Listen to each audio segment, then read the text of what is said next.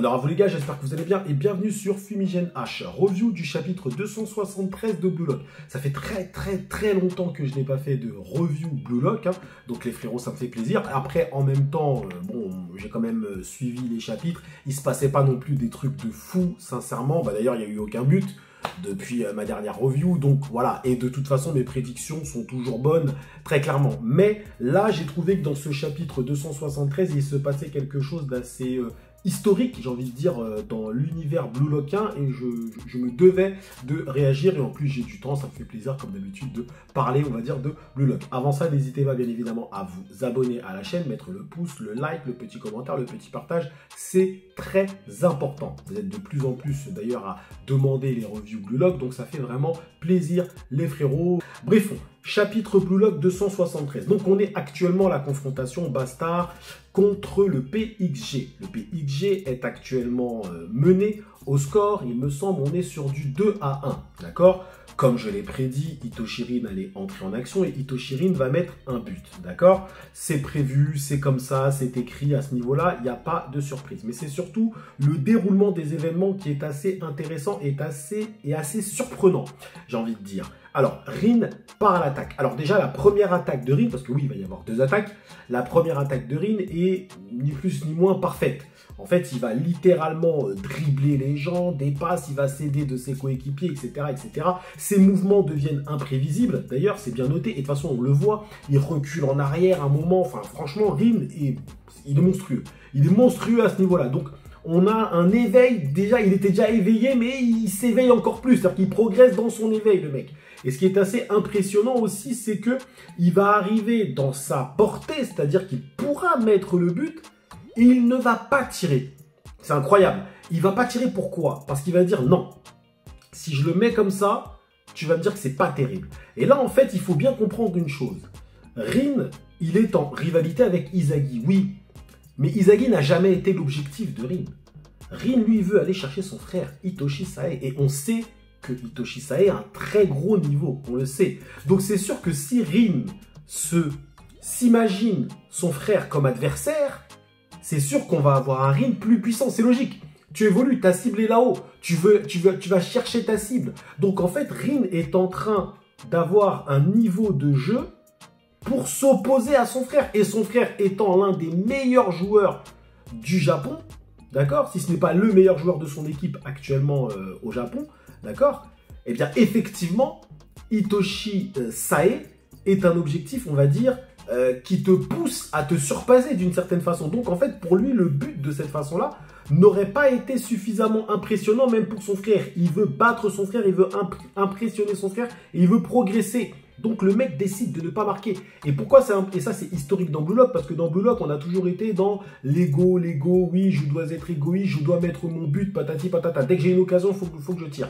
Et bien là, voilà, c'est la première fois qu'un joueur est tellement égoïste qu'il décide de ne pas mettre le but, même quand il peut le mettre. C'est de l'égoïsme à un niveau, mais c'est extraordinaire, c'est extraordinaire. Même le Mbappé version Blue Lock dira, mais dans un match officiel, on t'aurait sorti.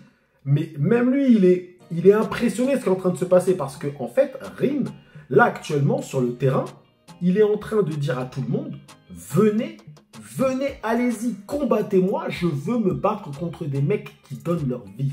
C'est-à-dire que maintenant, si tu veux t'opposer à Rin, tu dois y mettre ta vie, ni plus ni moins. Sinon, tu ne peux pas combattre contre ce mec-là. Parce qu'il est trop chaud. Il est trop chaud. Et il va pousser son éveil à un tel niveau que je pense, et ça c'est déjà les prédictions les frérots, je pense qu'il va carrément éveiller l'équipe. Alors quand je dis éveiller l'équipe, c'est pas tout le monde va pas devenir des bêtes, etc. Non mais quand je dis il va éveiller l'équipe, c'est-à-dire que je pense qu'il va forcer l'équipe à progresser. C'est-à-dire que tout le monde va progresser autour de lui parce qu'il est tellement en puissance, tout le monde va le suivre et il va tous les faire progresser obligatoirement, d'une certaine façon. Vous voyez, c'est un peu comme dans Kuroko no Basket, où ils étaient tous à un moment dans la zone, c'est un peu ça. Je pense que Rin va créer un électrochoc de l'équipe qui va être monstrueux. Et je vous l'avais dit, je vous l'avais dit, il y avait le moment Bastard, il y aura le moment PXG. Mais là, Rin fait en sorte, limite, d'humilier le Bastard. Là, c'est une humiliation.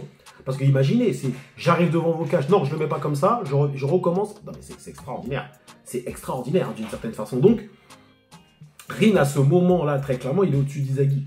Et c'est montré, c'est magnifiquement montré dans la page où tu vois que Rin, finalement, brise tous les puzzles d'Izagi. Sous-entendu, je brise toutes tes prédictions, toutes tes capacités, tout, je brise tout. Et Izagi il dira, je n'arrive pas à le lire, mon cerveau ne le comprend pas, en fait. Je ne comprends pas. Et tu vas comprendre plus tard qu'en fait, bah, c'est parce que le gars, il s'oppose. En fait, il a une cible qui est différente. Il joue avec Sae. Donc il joue avec le fantôme de Sae, le gars. C'est extraordinaire, hein. C'est extraordinaire d'une certaine façon. Donc il est monstrueux. Il est monstrueux à ce niveau-là. Bon, maintenant, qu'est-ce qui peut se passer par la suite? Parce que comme vous le savez, moi, c'est Sharingan mode, évidemment. Le but de Rin est annoncé. Moi, personnellement, ça me paraît évident. Le 2-2, il est obligatoire. Je pense que même l'équipe du PXG va y participer. Et moi, je reste sur ma prédiction que le PXG va gagner. Je pense qu'il va y avoir un sursaut des Bastards aussi encore. Ils vont peut-être réussir à faire quelque chose. J'avais prévu qu'ils puissent mettre un but, mais qu'il soit refusé ou un truc comme ça. Ok, ce soit une sorte de fausse victoire, vous voyez ce que je veux dire, mais qu'à la fin, ça reste le PXG. Peut-être sur le but de Loki, parce que il y a quand même une belle fraude dans ce match. C'est Charles. Moi, excusez-moi, Charles, on nous avait dit, ouais, ce mec-là, il est incroyable, il fait des passes démoniaques et tout. Bon, ok, il a fait une passe à l'autre, là, mais sinon, excusez-moi, hein, franchement, Charles, il est un peu frauduleux. Donc moi, je pense que Charles doit faire quelque chose dans ce match.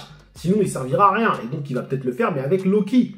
Vous voyez ce que je veux dire? Et à ce moment-là, ce serait Loki qui on va dire, va terminer ce match-là. C'est une possibilité aussi. Et ce serait une belle ouverture sur la suite. Vous voyez ce que je veux dire? Ben, très clairement, on peut se le dire que là, Rin fait une démonstration qui écrase un peu même celle de Kaiser et même celle d'Izagi. Parce que là, clairement, Rin, ce qu'il vient de faire, c'est une humiliation. Si je ne mets pas le but, mais je le mets plus tard, enfin, c'est fou.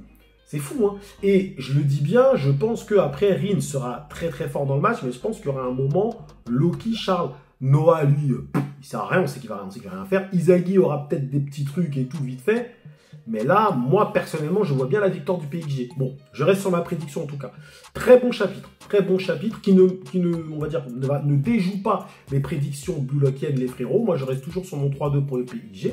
Écoutez, on verra bien la suite. En tout cas, Rin, monstrueux le mec, hein, rien à dire. Alors là, incroyable. Franchement, très bon chapitre et très bien dessiné d'ailleurs.